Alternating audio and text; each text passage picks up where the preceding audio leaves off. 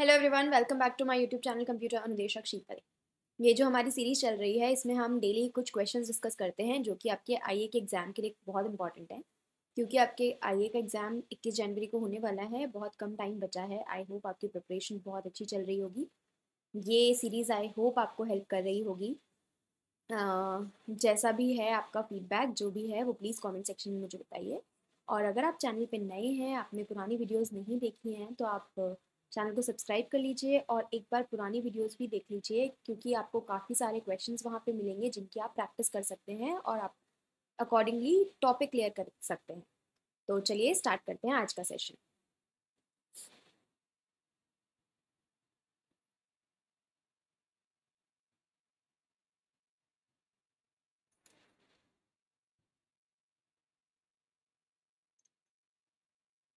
पहला जो क्वेश्चन है आज जो है वो आपका ऊप्स के बेसिक्स पे है। तो ऊप्स के कंसेप्ट पे है आज आपका।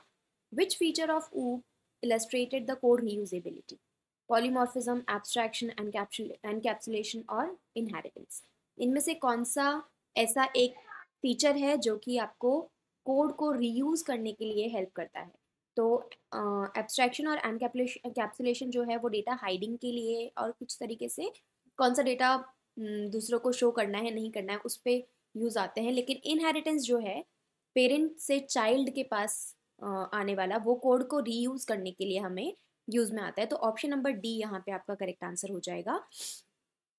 Inheritance and composition encourage code reuse bye supporting modularity and extensibility. Option number D. Next question पर चलते हैं। नेक्स्ट क्वेश्चन आपसे पूछ रहा है कि दो फीचर्स जो कि एक दूसरे से सिमिलर हैं, काइंड ऑफ सिमिलर हैं।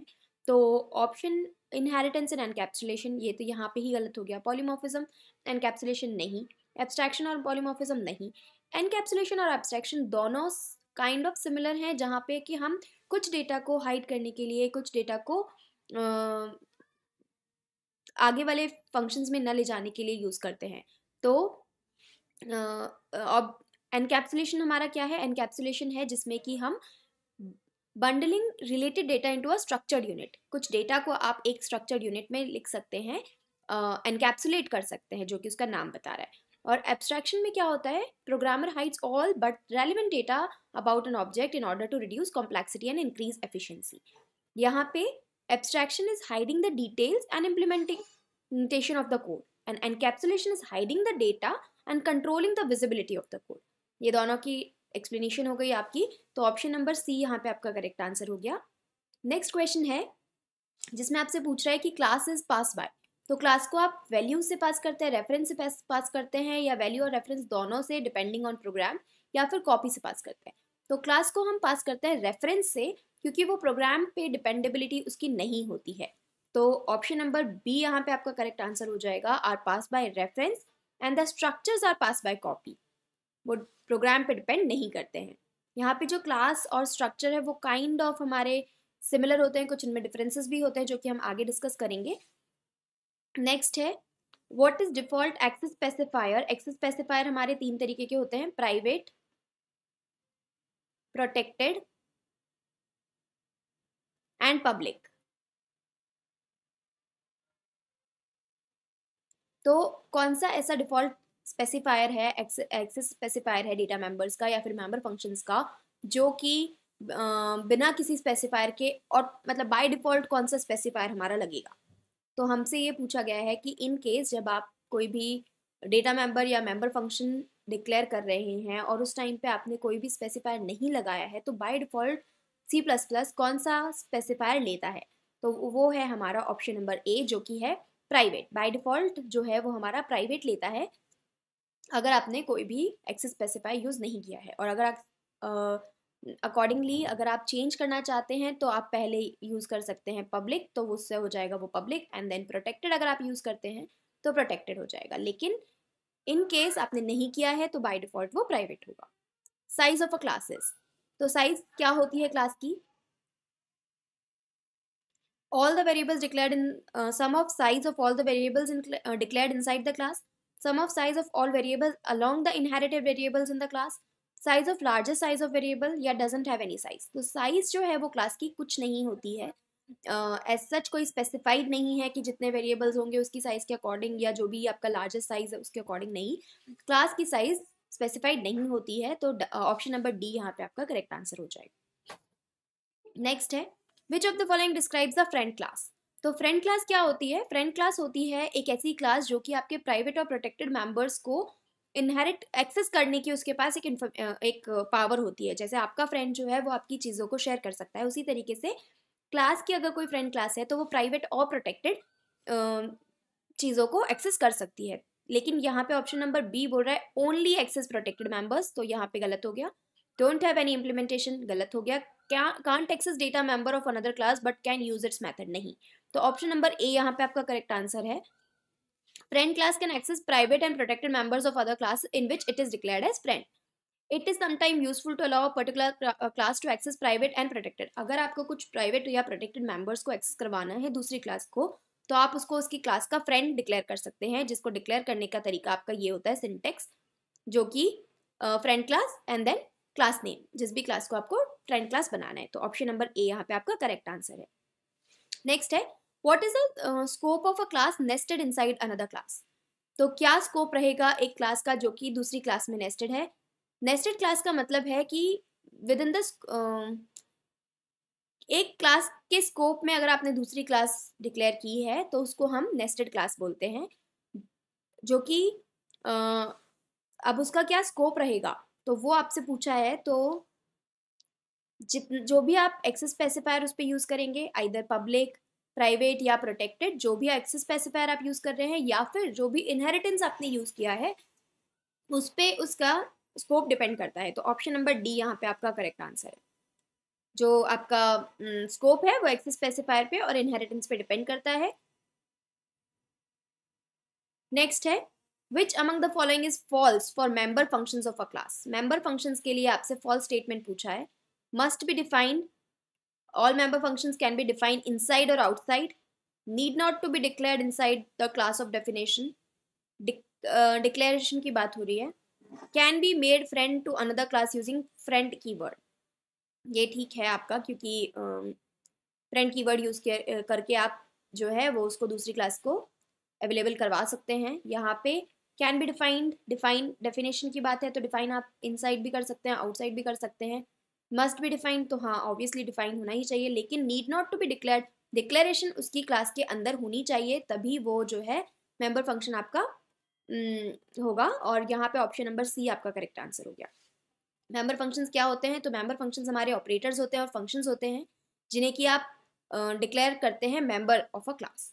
Do not include operators and functions declared with the friend specifier, they are called friends of a class. You can declare a member function as static by उसको static member function कह देंगे। Class member function is a function that like any other variable is defined. तो वही बात है कि member function जो है वो आप क्लास के अंदर, क्लास डेफिनेशन के अंदर उसको डिक्लेयर करेंगे। यहाँ पे आपसे क्लास डेफिनेशन की सिंटेक्स पूछी गई है, रॉन्ग कौन सी है? तो क्लास को आप डिक्लेयर जब आप डिफाइन करेंगे तो क्लास, फिर क्लास का नेम आ जाएगा, देन एंड में आपके सेमीकॉलन्स आएंगे, बीच में एक्सेस स्पेसिफायर अगर आप यूज कर रहे हैं, कॉलन, एंड देन आपके जो भी फंक्शंस आ जाएंगे, वेरिएबल्स आ जाएंगे। तो ये आ गए आपके, ये करेक्ट फॉर्मेट है जिसमें आप एक्सेस स्पेसिफायर यूज कर रहे हैं। इनकेस आप नहीं भी यूज कर रहे हैं तो भी ये करेक्ट फॉर्मेट है। क्लास, क्लास का नेम एंड देन फंक्शन। तो उसके बाद ये है जो आपका पहले नाम क्लास का और फिर क्लास, तो ये आपका गलत डेफिनेशन हो गई। तो ऑप्शन नंबर बी यहाँ पे आपका करेक्ट आंसर है। ये है कि आपने पहले कीवर्ड क्लास यूज किया है, फिर यूजर डिफाइंड नेम, जो भी आप क्लास का नेम डालना चाहते हैं, फिर आपके एक्सेस स्पेसिफायर आ गए जो कि पब्लिक, प्राइवेट और प्रोटेक्टेड होते हैं, कुछ भी आप यूज कर सकते हैं। डेटा मेंबर्स आ जाएंगे जो कि वेरिएबल्स हैं, देन मेंबर फंक्शंस आ जाएंगे जो भी आपको फंक्शंस आपको वहां पे यूज करने हैं। नेक्स्ट क्वेश्चन है which of the following pairs are similar. Class and object similar नहीं है, class and structure, structure and object, structure and functions. तो क्लास एंड स्ट्रक्चर जो है वो यहाँ पे सिमिलर है, ऑप्शन नंबर बी, क्योंकि स्ट्रक्चर जो है वो कलेक्शन ऑफ वेरिएबल्स है डिफरेंट डेटा टाइप्स का जिनका नेम सेम होगा। अब क्लास जो है वो एक सिंगल स्ट्रक्चर है ये अगर स्ट्रक्चर है तो क्लास जो है वो उसी का पार्ट है जिसमें हम वेरिएबल्स और फंक्शंस यूज करते हैं। नेक्स्ट है which of the following is not a member of class. तो कौन सा मेंबर नहीं है? Static function, constant function, virtual function. Friend function जो है वो मेंबर नहीं होता है क्लास का, तो ऑप्शन नंबर बी यहाँ पे आपका करेक्ट आंसर हो जाएगा। ये जो है इसके पास एक्सेस होता है क्लास के प्राइवेट और प्रोटेक्टेड मेंबर्स का, जैसे कि हम पहले डिस्कस कर चुके हैं, उसका सिंटेक्स क्या होता है और उसका क्या उसकी फंक्शनैलिटीज होती हैं। तो ऑप्शन नंबर बी यहाँ पे आपका करेक्ट आंसर है। नेक्स्ट क्वेश्चन है कि which among the following is false for class features. Class features के लिए क्लास में और may not have data members and member functions, ये हमने अभी सिंटेक्स में देखा कि उसमें हो भी सकते हैं, नहीं भी हो सकते। Can have only, definition must be ended with colon, यहाँ पे सेमी कॉलन से एंड होती है। Can have only member functions with no data members, might be a possibility कि आपके पास सिर्फ मेंबर फंक्शंस हो, डेटा मेंबर्स नहीं हो। Similar to union and structures, ये सभी हमने प्रीवियस क्वेश्चन में डिस्कस किया कि कैसे स्ट्रक्चर्स और यूनियन से सिमिलर है। तो ऑप्शन नंबर बी यहाँ पे आपका करेक्ट आंसर हो जाएगा, जो कि आप सेमी कॉलन आप यूज करते हैं क्लास की डेफिनेशन में। नेक्स्ट है which of the following concept of oops allow compiler to insert arguments in the function call if it is not specified। अगर आपने स्पेसिफाई नहीं किया है तो किस तरीके से कंपाइलर करेगा? तो बाय वैल्यू तो स्पेसिफाई होनी चाहिए, रेफरेंस, कॉल बाय पॉइंटर, लेकिन डिफॉल्ट आर्ग्यूमेंट जो है वो स्पेसिफाई आप नहीं करोगे तो डिफॉल्ट आर्ग्यूमेंट्स वो यूज करेगा। तो option number C. Friend function is a function that is in the member, अभी हमने आपको बताया पुराने वाले उसमें कि ये एक्सप्लेनेशन गलत यहाँ पे ऐड हो गई है, लेकिन जो कंपाइलर है अगर आपने उसमें कोई स्पेसिफाई नहीं किया है आर्ग्यूमेंट तो वो डिफॉल्ट आर्ग्यूमेंट्स यूज करेगा। तो option number C. Which of the following concepts of oops means exposing only necessary information to client. Encapsulation, abstraction, data hiding, data binding. तो यहाँ पे दो ऑप्शंस आपको सिमिलर लग रहे हैं, एनकैप्सुलेशन एंड डेटा हाइडिंग, लेकिन जब सिक्योरिटी की बात आती है तो हम डेटा हाइडिंग की बात करते हैं। यहाँ पे सिर्फ नेसेसरी इन्फॉर्मेशन आपको क्लाइंट को शो करनी है, तो ऑप्शन नंबर सी यहाँ पे आपका करेक्ट आंसर हो जाएगा। अब डेटा हाइडिंग एक हमारी टेक्निक है जिसमें कि हम इंटरनल ऑब्जेक्ट डिटेल्स को हाइड कर सकते हैं, जो भी आपको शो करनी है क्लाइंट को सिर्फ आप वही इन्फॉर्मेशन विजिबल उसको कर सकते हो। और इन दोनों में डिफरेंस क्या है? तो जब डेटा हाइडिंग जो है वो डेटा सिक्योरिटी को इम्प्रूव करने के लिए काम में आती है, लेकिन कॉम्प्लेक्सिटी के लिए हम एनकैप्सुलेशन का यूज करते हैं। तो ऑप्शन नंबर सी यहाँ पे आपका करेक्ट आंसर है। Which of the following approach is adapted by C plus plus. तो सी प्लस प्लस कौन सी अप्रोच अडेप्ट करती है? तो ये हमको सभी को पता है कि ऑप्शन नंबर बी यहाँ पे आपका करेक्ट आंसर होगा कि सी प्लस प्लस में हम बॉटम अप अप्रोच यूज करते हैं, जो कि कॉम्प्लेक्स सिस्टम को स्मॉलर में ब्रेक डाउन करने का काम करती है, जो कि क्या करेगी, आपके जो भी बड़ी चीज़ें हैं उनको ब्रेक डाउन करके छोटे छोटे में कन्वर्ट करती है। तो बॉटम अप अप्रोच। तो ये थे आज के क्वेश्चंस। आई होप आपको सेशन पसंद आया, एंड अगर पसंद आया तो please hit the like button, and thank you so much. Good luck, take care and bye bye.